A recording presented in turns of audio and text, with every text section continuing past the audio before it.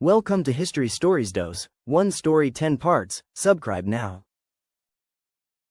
In the summer of 1227, the most feared man on earth died.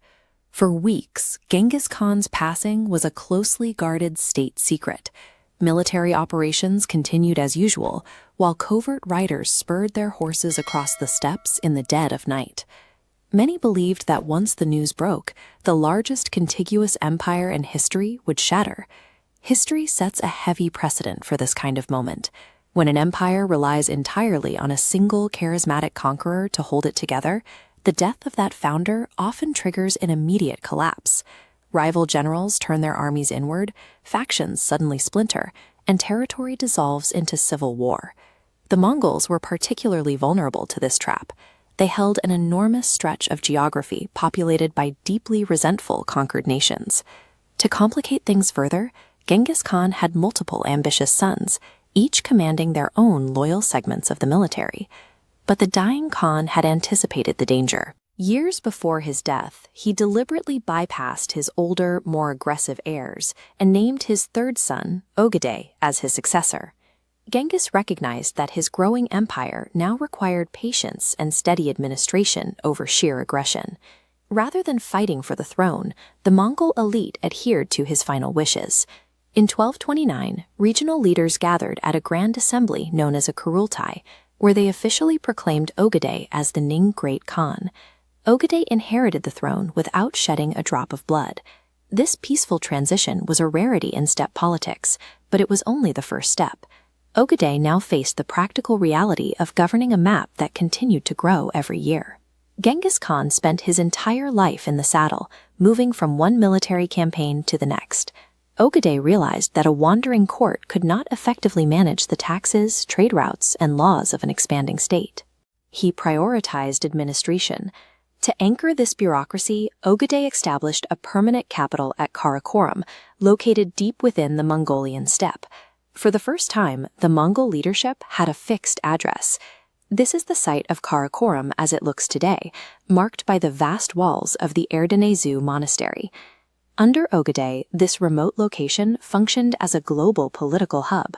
The modest city drew in merchants, diplomats, and scholars from all corners of Eurasia.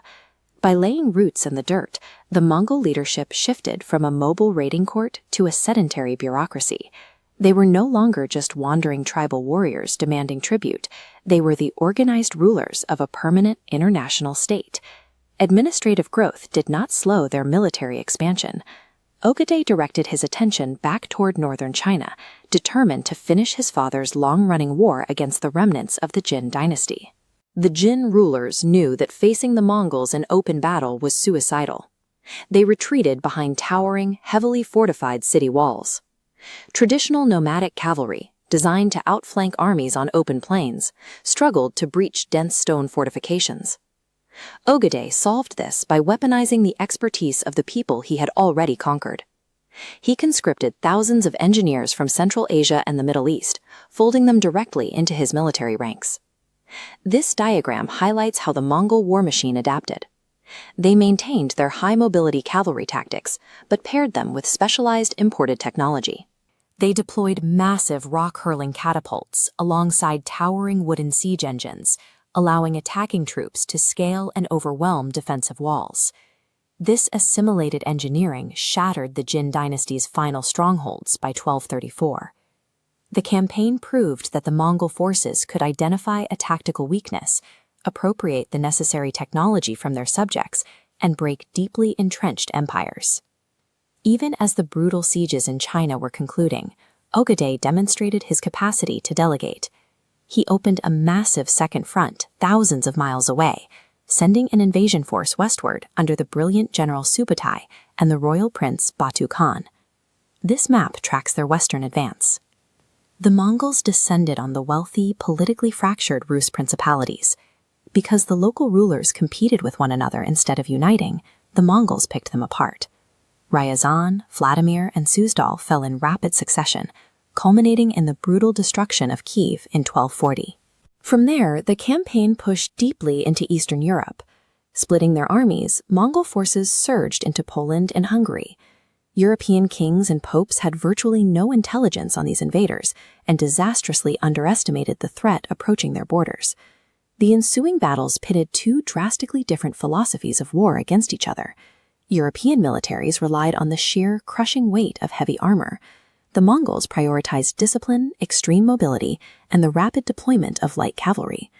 In the spring of 1241, those two styles clashed at the battles of Legnitsa and Mohi. The result was a slaughter.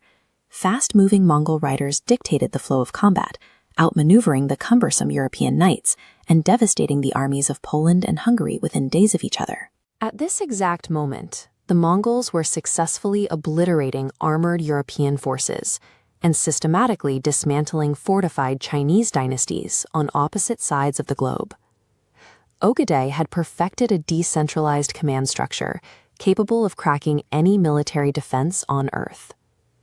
The annihilation of the Hungarian forces sent a wave of panic crashing across Europe.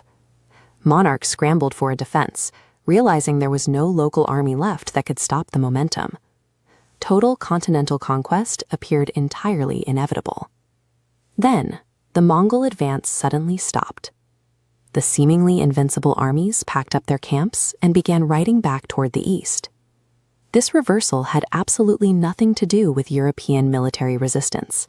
Instead, a lone courier had arrived from Mongolia bearing critical news.